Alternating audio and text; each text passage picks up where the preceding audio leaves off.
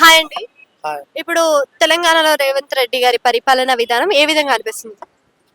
తెలంగాణ రేవంత్ రెడ్డి గారిది పరిపాలన సీఎం గారు కదా 8 నెలల్లో ఉంది.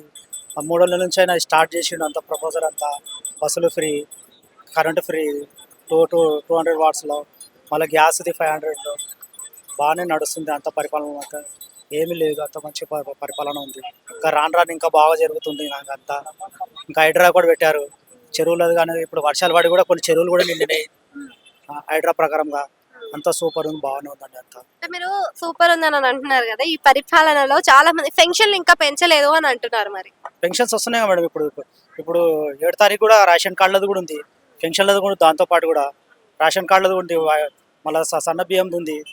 అవన్నీ ఇప్పుడు 7 తారీఖు నుంచి స్టార్ట్ ఉన్నది. ఇప్పుడు సెప్టెంబర్లో 7 తారీఖు నుంచి కొద్దిగా ఓపిక ఉండాలిగా మేడం. అది కూడా వచ్చేటోళ్ళకైతే వస్తున్నాయి, పాతలో కానీ కొద్దిగా వెరిఫికేషన్ కూడా కొద్దిగా రాంగ్ పడినాయి ఆయన. దాన్ని వెరిఫికేషన్ అవుతుంది, చేస్తూనే ఉన్నారు.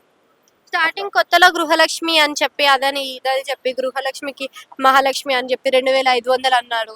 ఇంకా కళ్యాణ లక్ష్మి కింద తులం బంగారం ఇచ్చి ₹1,00,000 ఇస్తా అన్నాడు. మరి ఇవన్నీ ఏమైపోయాయి? ఇప్పుడు నడుస్తున్నాయండి. ఇప్పుడు 7 తారీఖు తర్వాత ఇవన్నీ ఉంటాయి, ప్రాసెస్లో ఉన్నాయి, అవన్నీ చేస్తారు. సార్ కూడా కొద్దిగా అక్కడిక్కడ తిరగడము, సీఎం గారు రావడం జరిగింది కదా, అవుతుంటుంది, చేస్తుంటారు. ఉన్నోళ్ళు కూడా అంత మంత్రులు కూడా బాగానే పనిచేస్తున్నారు. ఇప్పుడైతే బాగానే నడుస్తుంది మేడం.